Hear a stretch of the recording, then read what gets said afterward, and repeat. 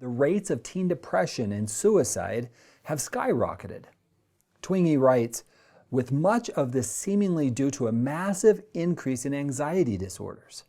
It's not an exaggeration to describe iGen as being on the brink of the worst mental health crisis in decades.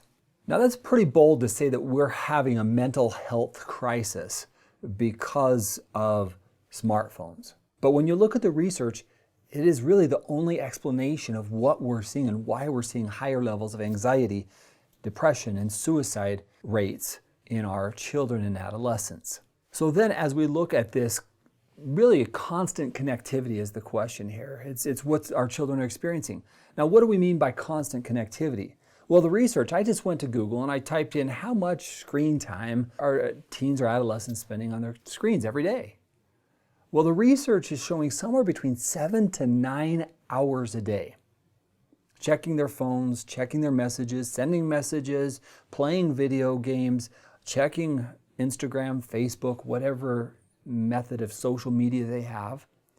Well, that constant connectivity is doing something to the brain, the mental health, our mental health, their mental health. Now, the researchers are still trying to understand what that linkage is. But the only explanation of this increase in depression, anxiety, and suicide rates is actually increased screen time.